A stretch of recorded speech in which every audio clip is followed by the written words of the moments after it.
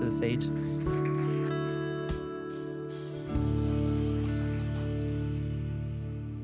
Thank you, guys.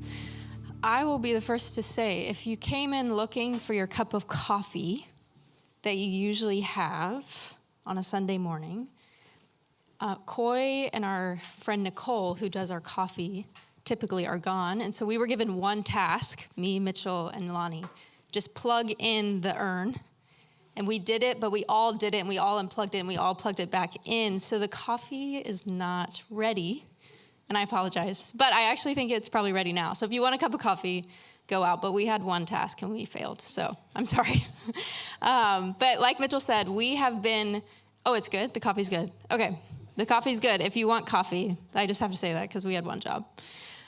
We've been in a study for 2 weeks, and Coy has been talking about an author who has made a very big impact on his spiritual development. And just in my conversations with Coy, I get to hear about this author pretty often. I have not read this book that he says is 500 plus pages. I've not read it, but I get to hear about him often, and I am just grateful that I get to continue this series because I do think it just makes a lot of sense for me. So this is a book called When Christ Lives in Us, and it is written by an author named Justo Gonzalez. And it is helpful because with the Christian tradition being around for thousands of years, there are so many voices that are in the mix. And for myself, I know it can be really hard to figure out, where do I turn? Who do I listen to? Who can I rely on? And Justo is someone that Coy has found to be really reliable because he not only talks about the Christian faith, he not only tells us what is the Christian journey all about, but he's willing to experience himself what it is. And he writes from that perspective, as well as what he's learned with all of his education, which I admire that. So, for example, that would be like all of us going on a backpacking trip. Can we imagine it? I think that would be awesome. So all of us go on a backpacking trip. I don't think we would message someone who has never been backpacking before. Right? We would message someone for advice that has been on the trail before. They would be able to say, hey, this is how you should prepare your body. You should probably work out before you go backpacking.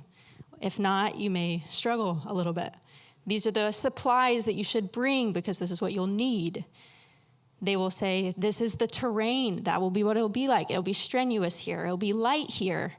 Or, hey, when you get to this spot, look to the left. There's going to be a beautiful view. And then when you get to this spot, watch out for the lions. Whatever it is, we would want this person to tell us and to guide us for this backpacking trip. So I think this is what Justo has done really beautifully for us. And so the goal of this series is to introduce an author who can help us explore the value of a Christian life. And the big idea of this particular book addresses a potential danger that is really in any religion, but we're going to talk about specifically in Christianity. And the danger is following religious standards, but not being shaped by them. Meaning, we do what the religion says to do or not do, but it really doesn't influence who we are. The problem I see with that, and maybe that's just my personality, but I'm like, what's the point? What is the point of doing something that doesn't have any meaning to us? I don't want to spend my time. I know you guys probably don't want to spend your time doing anything that isn't actually going to impact you or have meaning to you in the way that you would hope. And truthfully, I think actually a lot of people my age, and even my parents' age, but especially as I hang out with teenagers, when religion has set us up to say, hey, just do these things, and don't do these things, and then you'll be good, but especially don't do these things. Because if you do, good luck. Good luck. But make sure you do these things. When that is how religion has set us up, which is often what we find in the church world, I think people get to a point where they're like, what's the point? Do I actually really care about this? What does this do for me? So I see this is extremely important in what it looks like to be part of church. So Justo helps us see that when Christ lives in us, it shapes what we do, of course, but more importantly, it shapes who we are. And this is shaped after the person of Jesus. And I think that is a pattern that brings immense value to our world. So last week, Coy talked on the subject of prayer, which I thought was incredibly insightful. And this week, we are going to talk about healing. And Justo says, when Christ lives in us, the Spirit moves us to participate in the practice of healing. So we're going to look at a story of Jesus, see what that was like for him, how that actually played out. I can kind of like stir away from healing. Like that's just my own background where I'm like, ooh, what are we going to talk about here? But we're going to look at Jesus in Mark chapter 10, verses 46 through 52 to kind of see what did that look like for Jesus and how did stopping and listening really impact people. So you can follow along on the screen behind me, or if you have your Bible app or Bible with you, we're going to read chapter 10. It says, "Then they came to Jericho. As Jesus and his disciples, together with a large crowd, were leaving the city, a blind man, Bartimaeus, which means son of Timaeus, was sitting by the roadside begging. When he heard that it was Jesus of Nazareth, he began to shout, "Jesus, Son of David, have mercy on me." Many rebuked him and told him to be quiet, but he shouted all the more, "Son of David, have mercy on me." Jesus stopped and said, "Call him." So they called to the blind man, "Cheer up, on your feet, he's calling you." Throwing his cloak aside, he jumped to his feet and came to Jesus. "What do you want me to do for you?" Jesus asked him. The blind man said, "Rabbi, I want to see." "Go," said Jesus, "your faith has healed you." Immediately he received his sight and followed Jesus along the road. So we see here, Jesus is going from Jericho to Jerusalem. And this is about a 15-mile stretch. So Jesus is ready to embark on this. That's a long journey. The longest hike I've done is 12 miles, and I was not well. So 15 miles. He's on his way to Jerusalem, which is the center of religious power. And you can see there's this crowd that's around him. And typically there's a crowd around Jesus, but these people are wanting to see what is going to happen to Jesus when he gets to Jerusalem. Is he going to be lifted up and proclaimed the King of the Jews? Is he going to fulfill what they've heard? Or is he going to clash with the religious leaders there? And then there's another person in the story. There's a man who has probably been sitting in the same place for years, begging. He's blind, he's poor, he's at the bottom of the social ladder. And what I find most interesting in all of this is Bartimaeus is not a real name.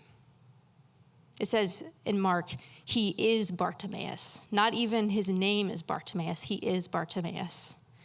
And Bartimaeus translates as son of Timaeus. So he doesn't really even have his own name. It's not James, son of Zebedee, that we hear about. It's not Tori, daughter of Michael. So this is a sign of how low he is. He doesn't have his own name.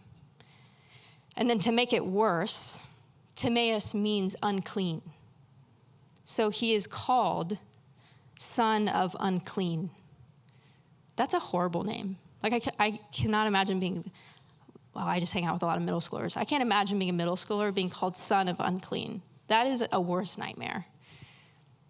But we don't know if Timaeus is his father's real name. Like, did he go by Timaeus? We don't know that. But what we do know is this shows us there is a really long family history of exclusion and disease. So there is a judgment that is on this man's blindness, that this somehow is a curse from God because of his sin. Because that's what they believed. Like, this man is blind because his family has done wrong, which means exclusion. So when Jesus arrives on the scene, this man is just sitting. He's sitting where he usually is, and the crowd arrives, and he starts hearing the rustles of the feet. He's hearing chattering. He's hearing excitement, and he's like, what is going on? Like, who is it? What's happening? And someone tells him, and he gets so excited. He's like, Jesus, have mercy on me. Please. I wish I could hear like the emotion in his voice. Please. And what I love about Bartimaeus is that even though someone said, dude, you are not worthy, be quiet. Be quiet, your voice is not worthy. He screams it again, and it says he shouts even more, please have mercy on me. I think that is so courageous.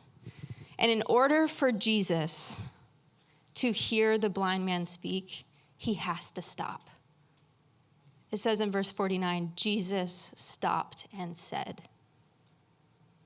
He is willing to stop in the midst of the crowd, in the midst of probably a lot of cool people. He stops for literally the least person there. And so here's the point. Healing begins by stopping. I like that that's simple.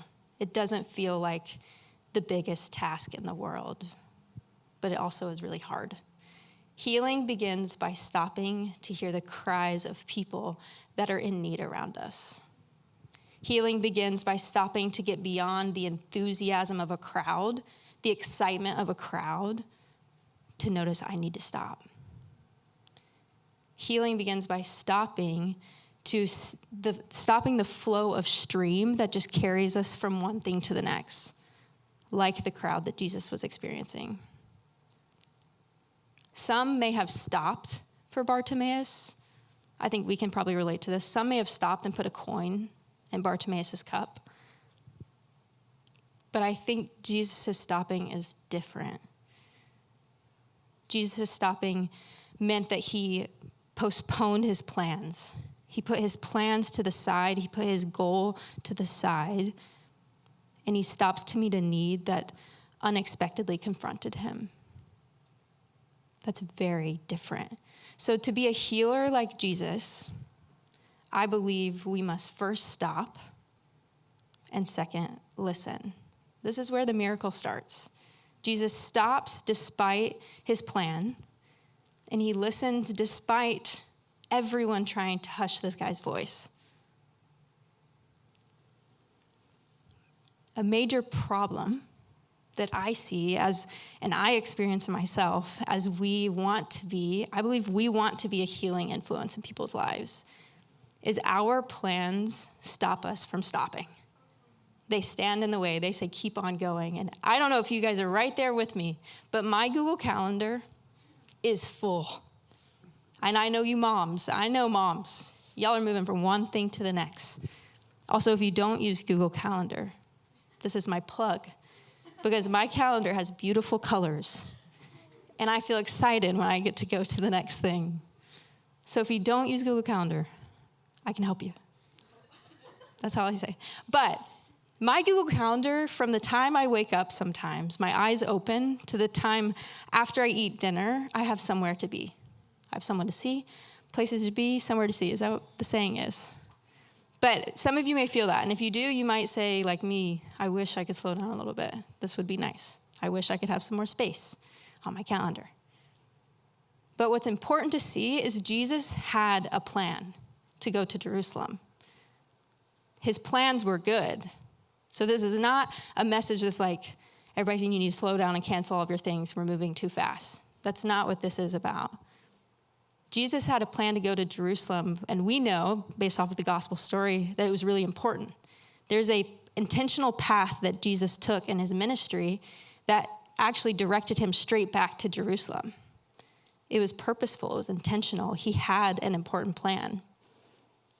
Yet he postponed it to listen to the person that was in front of him. I think the same can be said out of our plans. I know my Google Calendar is good. Y'all's Google Calendar, or whatever you use, is good. We have people that we sit down with. It's delightful. I have delightful conversations. I have needed conversations. We all have work where our work is really good. It's blessed by God. It's honored by God, the work we do. We have errands that we run, that we take care of our families, we take care of ourselves. We have things to get. All of those things are good. So like I said, this is not, hey, stop doing what you're doing. But our aim or our commitment must not be to fulfill our plans or fulfill my Google Calendar. Or if you're a checklist person, anybody a checklist person, you just feel good about yourself. I got it done, I feel good. Must not be to mark off everything on our checklist.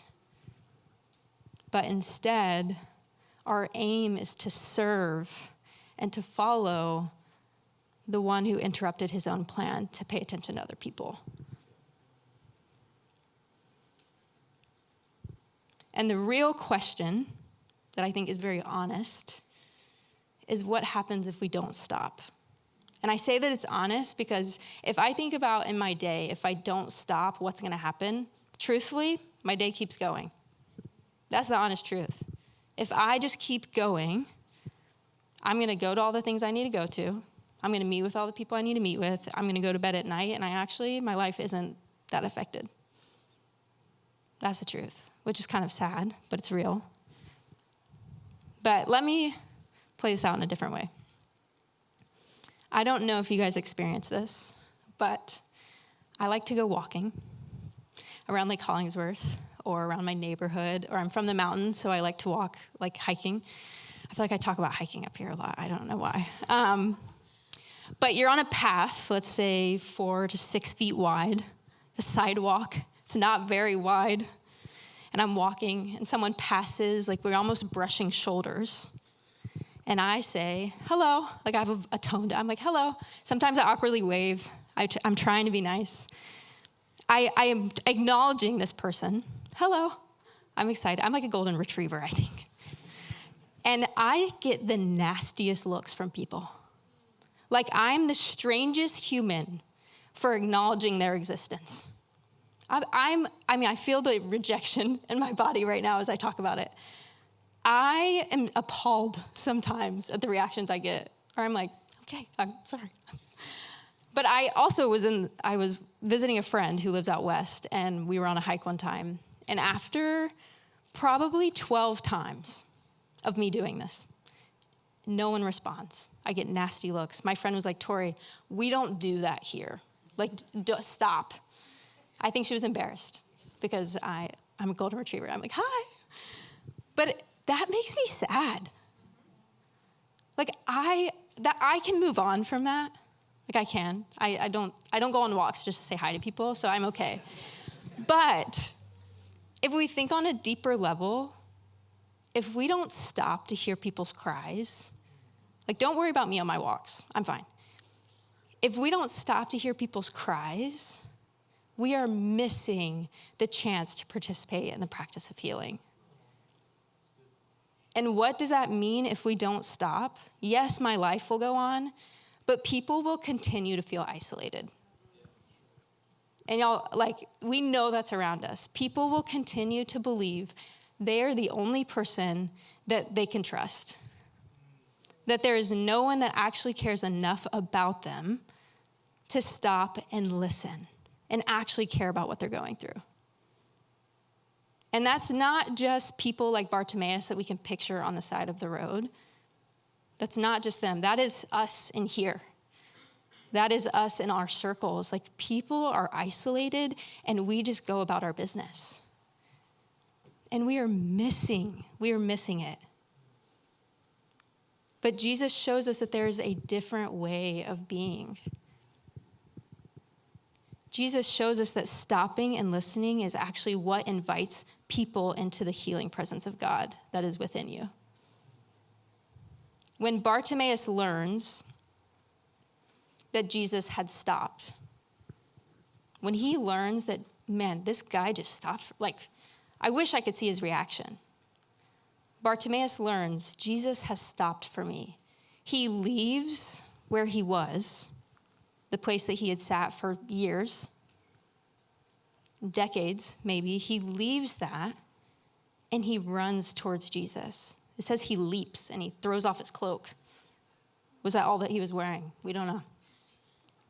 He throws off his clothes and he runs towards Jesus. So when we stop and we listen to other people, they will leave where they're at and they will move towards the Jesus that's within us. And I think we need the empowerment to say, I believe that that's true. Like, I believe that I can offer someone something. Each of us can. Like, I see it.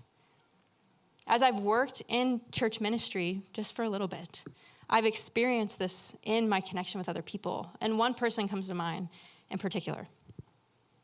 She is someone who immediately when you talk to her, it is straight sarcasm. And Coy talks about sarcasm a lot. It's not him, it's a lady. But when you talk to her, sarcasm comes up because nothing inside of her is wanting to be seen. There's so much pain inside that when it starts to come up in her, it is like a front of like, you cannot get close to this, and I don't want to feel this because it's too much. But I've seen people stop and engage with her and listen to her, and slowly she is starting to notice these parts of her that are really hurting inside. I've seen it. And these parts have been dismissed for years. And they need care. And the stopping and listening of other people has finally invited her to be seen in a way I don't think she's ever been seen before. So what I think she's experiencing is the kindness of Jesus, the healing of Jesus, and that has solely been from people in her life. And how I know this is where she used to show up sarcastic with a front that you could feel. She now engages with people in a different way. It's really cool. She engages with people in a way where she actually asks them to be vulnerable towards her, and she can take it. It's really cool. But that just shows that the stopping and listening does make an impact, even if it's just a little at a time. So what would it look like for you to allow the voices around you to stop you? And then to intentionally listen to those voices. And these are voices that are hurting physically, spiritually, emotionally. I wonder if someone actually has popped in your head already this morning, where you're like, oh yeah, them. Or if you can think right now, does someone pop in your head? These may be people that are in your workplace. Maybe it's someone that you passed already in this church this morning as you found your seat. You're like, I feel it, I know it. Or maybe it's someone in your school, in your neighborhood, as I go on walks and I talk to people, as people walk their dogs. And what I think sometimes is hardest to admit or even want to pay attention to is, are they in your own home? These voices that are hurting. Are they your spouse? Are they one of your children? Are they a sibling? I think it's hard to admit our family members are hurting because we don't want them to hurt. I even cry as I think about a family member hurting. We don't want that.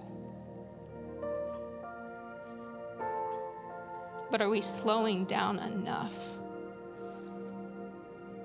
to pay attention to our family members hurting? It makes a big difference in our homes.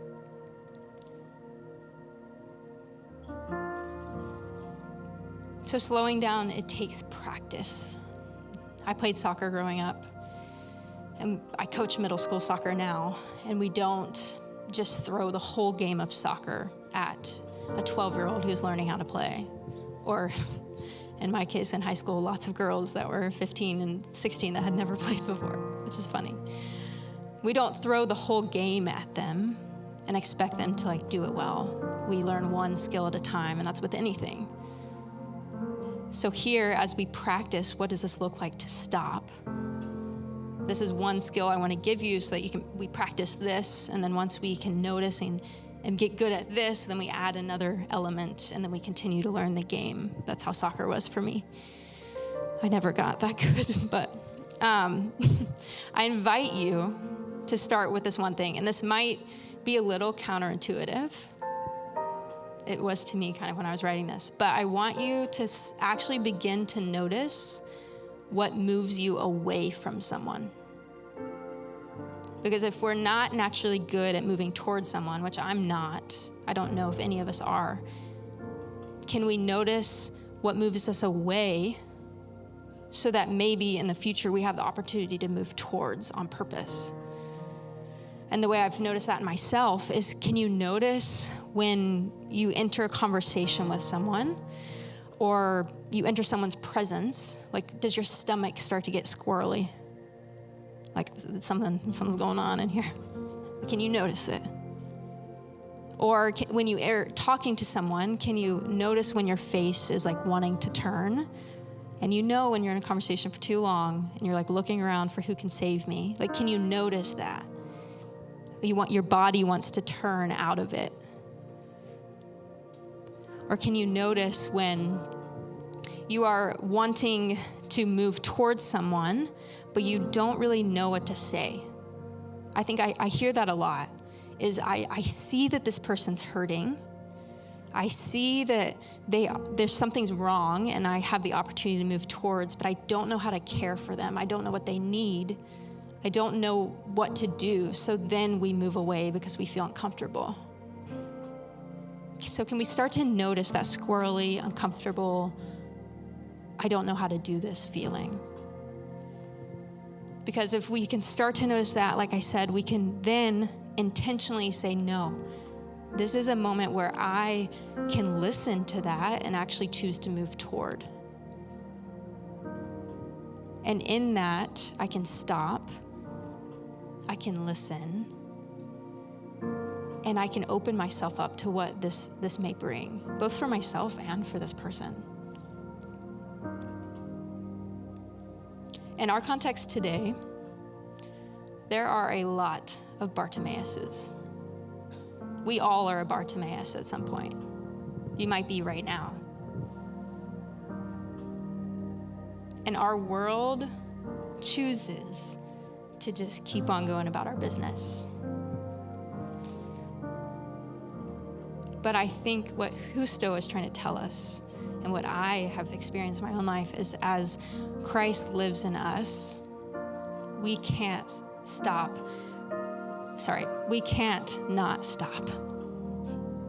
We can't just keep on going. We can't quiet these voices. When Christ lives in us, Christ is telling us, hey, you can stop. I'm right here with you. You can stop and you can listen, because here people will experience healing that they're made for. And maybe in just this one conversation, this voice will be heard, which may be the most impact that we can make in somebody's life. Let me pray. God, thank you. Thank you that I get to be here. Thank you for a story of Bartimaeus that we can push away, that I tend to say, yep, I get it. But you invite us into that deeper. You invite us to bring the Bartimaeuses closer. You invite us to follow your lead as you stop. I pray that we don't miss that. God, you stopped in the midst of a good plan, a plan that redeemed all of us, the biggest plan. Your plan was to save the world. And you still stopped, and you still let Bartimaeus interrupt you. So will you allow us to notice moments where we can stop? We can notice people's faces. We can notice people's cries. We can notice even when someone can't say it. and they can't show it. They don't know that they even need help, that we can stop and listen and trust that you are holding that. You're holding us, you're holding them. God, thank you for letting us have the opportunity to stop and to make a difference in people. Father, I bless this group. I bless just the gifts and the hearts that people have in here. We bless the spaces and the people that they show up to. In Jesus' name, amen.